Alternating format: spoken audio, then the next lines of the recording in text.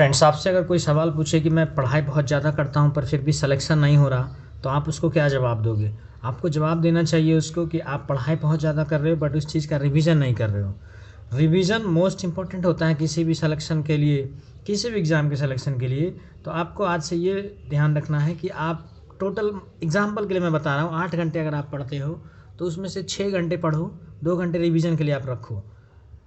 नहीं तो क्या होगा कि आप चीज़ बहुत कुछ जान रहे होगे लेकिन एग्जैक्ट भी चीज़ें, मतलब जैसे कुछ डेट वगैरह पूछता है, कुछ और भी चीज़ें एग्जैक्टली आप नहीं जान पाओगे। मतलब आपको बस इंट्रोडक्शन पता होगा, रीजन क्या आगे पढ़ते जाओगे, पीछे भूलते जाओगे। तो आज तक मैंने जो भी पढ़ाया है करंट अफेयर से रिलेटेड स्टैटिक जीके, आपको मैं फिर से रिवीजन करवाऊंगा। 1 मिनट का शॉर्ट्स रहेगा जो कि बहुत ज़्यादा डिफिकल्ट नहीं होगा आपके लिए देखने के लिए। सुबह 1 मिनट का शॉर्ट्स डाल दूंगा मैं और 1 मिनट शाम का। शुरुआती क्लास से मैं शुरू करूँगा और उसको जो मैंने पहला क्लास लिया था स्टैटिक जीके का, वहाँ से रिवीजन करवाते चलूँगा आपका।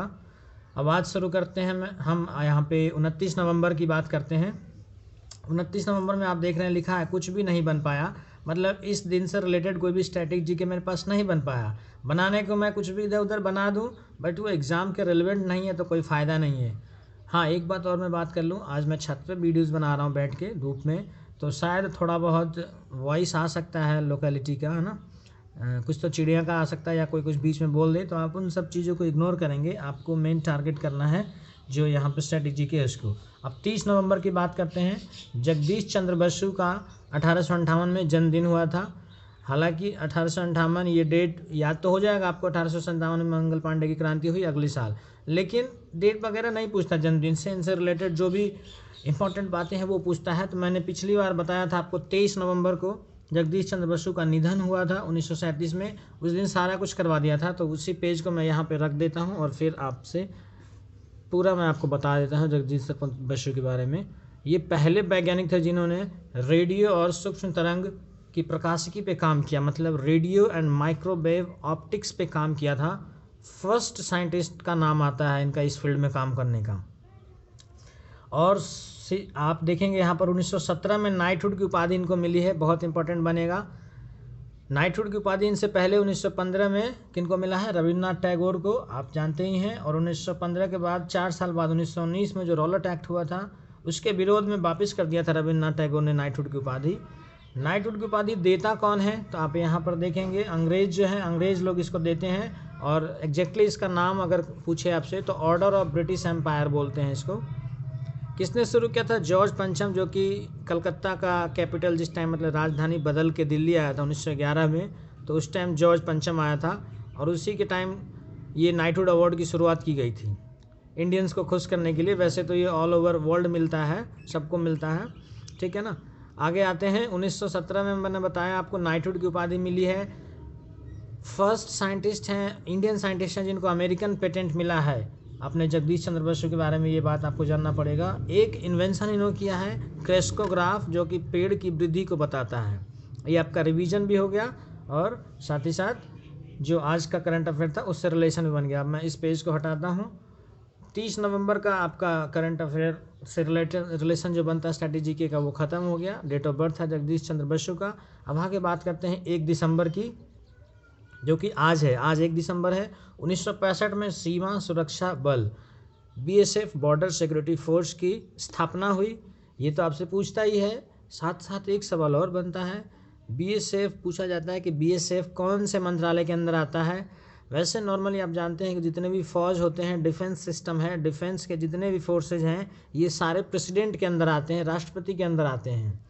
तो आपसे पूछेगा कि बीएसएफ किसके अंदर आता है, तो प्रेसिडेंटशिप, मतलब राष्ट्रपति के अधीन आता है, या फिर प्रधानमंत्री प्राइम मिनिस्टर के अधीन आता है, या मुख्यमंत्री, या फिर गृह मंत्री। ऐसा 4 ऑप्शन रहेगा आपके पास। तो गृह मंत्री के अंदर आता है बॉर्डर सिक्योरिटी फोर्स, ये ध्यान रखेंगे। वहीं पर एयरफोर्स, ये सब जो है ना अपने एयरफोर्स, इंडियन आर्मी, ये सब प्रेसिडेंट के अंदर आते हैं, राष्ट्रपति के अंदर आते हैं। बीएसएफ ने बहुत बड़ा योगदान किया है बांग्लादेश में। जो बांग्लादेश को हमने आज़ादी दिलवाया था पाकिस्तान से, उसके लड़ाई में बहुत बड़ा योगदान दिलवाया है। तो इसको हम देख लेंगे थोड़ा सा, बांग्लादेश का युद्ध वगैरह कब हुआ था। सबसे पहले तो आपसे पूछे, अगर नॉर्मल क्वेश्चन पूछेगा तो बांग्लादेश कब आज़ाद हुआ पाकिस्तान से, या फिर बांग्लादेश पाकिस्तान का युद्ध कब हुआ, तो 1971, जिसमें भारत भी पार्टिसिपेट किया। और उसके बाद देखेंगे शुरू कब हुआ था एग्जैक्टली 26 मार्च 1971 को शुरू हुआ था। तो बांग्लादेश इसी दिन को अपना इंडिपेंडेंस डे, अपना स्वतंत्रता दिवस मनाती है। बांग्लादेश का आज़ाद ये स्वतंत्रता दिवस आपसे पूछे तो 26 मार्च बताना है। और 26 मार्च 1971 से 16 दिसंबर 1971 तक ये युद्ध चला था। तो 16 दिसंबर को हम विजय दिवस मनाते हैं, क्योंकि एक तरीके से हमने पाकिस्तान के ऊपर जीत हासिल किया। ठीक है, अब यहाँ पर अगर आपसे कारगिल विजय दिवस पूछ दे तो कारगिल विजय दिवस अलग है और विजय दिवस अलग है। यहाँ पर माइनर डिफरेंस होगा, एग्जाम में आप बहुत बड़ा मिस्टेक कर सकते हैं, तो ध्यान देंगे। कारगिल विजय दिवस 26 जुलाई को हम मनाते हैं दोस्त, फिर से सुनेंगे ध्यान से। कारगिल विजय दिवस 26 जुलाई को मनाते हैं।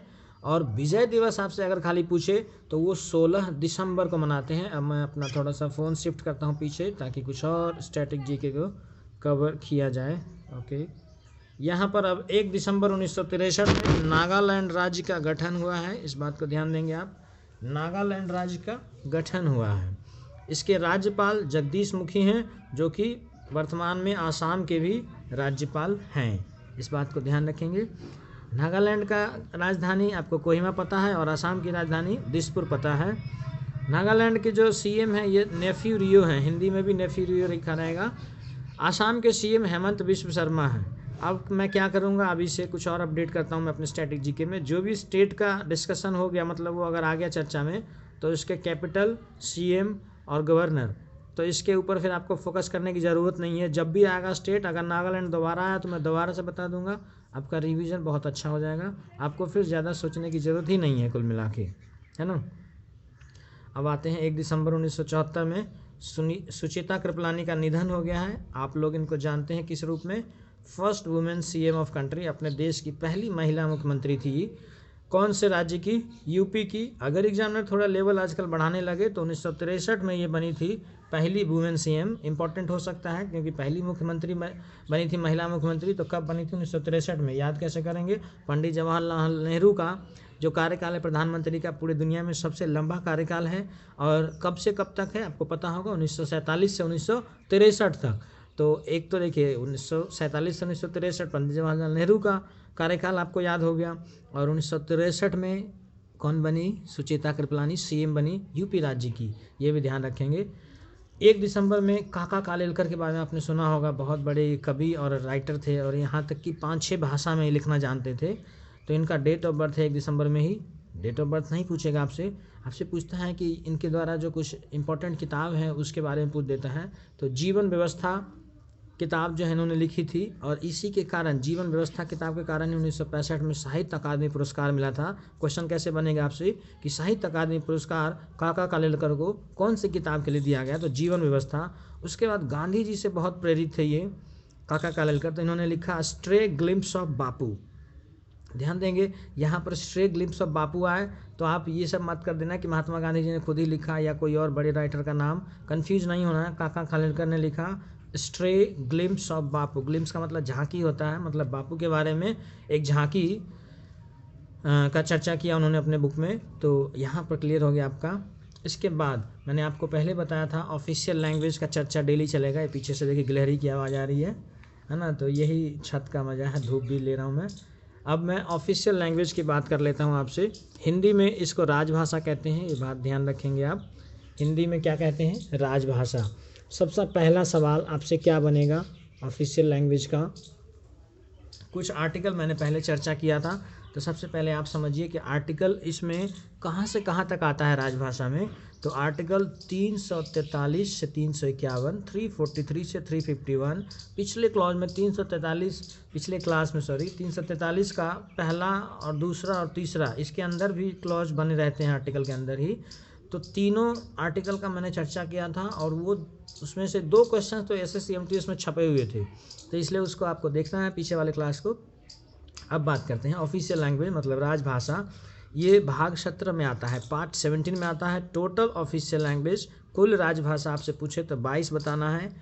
इसके बाद अगले क्लास में मैं ये भी चर्चा करूंगा कि ये 22 भाषा हैं, तो कौन सी भाषा कौन से साल में जुड़ी, कौन से संविधान संशोधन में जुड़ी, उससे भी इंपॉर्टेंट क्वेश्चन बन जाते हैं यहाँ से। ये तो बेसिक क्वेश्चन है, अगर एग्ज़ाम थोड़ा सा हल्का एग्ज़ाम है तो ये भी पूछ सकता है।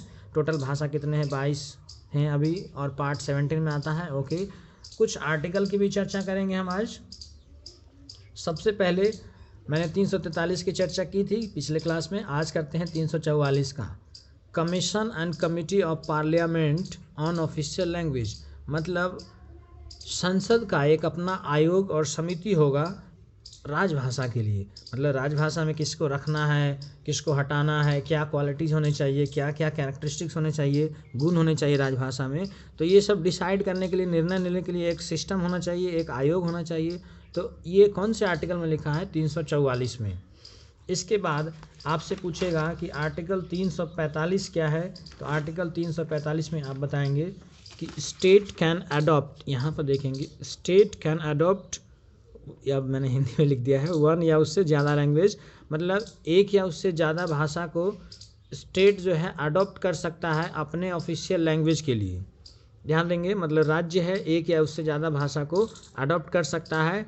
और इसमें अगर आप डीप जाकर देखेंगे तो ये भी लिखा हुआ है कि apart from official language Hindi, मतलब उनका राजभाषा हिंदी तो होगा ही, उसके साथ साथ वो कोई और भी भाषा को अपना सकते हैं। ये आर्टिकल 345 में दिया है, ये ध्यान रखेंगे। इसके बाद आर्टिकल 348 की चर्चा करते हैं, language to be used in supreme court and high court, मतलब सुप्रीम कोर्ट और हाई कोर्ट में कौन सी भाषा को यूज करना चाहिए, ये आर्टिकल 348 में दिया हुआ है। एग्ज़ाम का लेवल बढ़ता जा रहा है, आप अपना लेवल भी बढ़ाते रहें, क्योंकि जो आप पढ़े हुए हैं उसमें 10% आपको अपडेट रखना है चीज़ों को, मतलब जो एग्ज़ाम से क्वेश्चंस आ रहे हैं उसको 10%, और जो आपने पढ़ा उसका रिवीजन, यहीं से सिलेक्शन होना है आपका। तो मैं ये जो आपको स्ट्रेटेजी करवाता हूँ, ये हमेशा आपको मैं अपडेट रखना चाहता हूँ जो क्वेश्चंस एग्ज़ाम में आ रहे हैं। ठीक है, आपको अच्छा लग रहा है तो चैनल को सब्सक्राइब जरूर करें, शेयर भी करें, है ना। दिल्ली वाला एजुकेशनल चैनल का थोड़ा ग्रोथ आप करवाएं ताकि मैं इसको और भी अपडेट कर सकूं, है ना। और मेरा प्लान ऐसा नहीं है कि मैं आगे 5-6 महीने या 3-4 महीने बंद करने वाला हूं क्लास। ये क्लास रेगुलर चलेगा, इसको अपडेट करता रहूँगा। अगर मेरे पास कुछ अच्छा सिस्टम बन गया तो फिर मैं डिजिटल बोर्ड वगैरह भी सब कुछ कर दूंगा आपके लिए अरेंजमेंट। ठीक है ना, बहुत बहुत धन्यवाद, थैंक यू दोस्तों।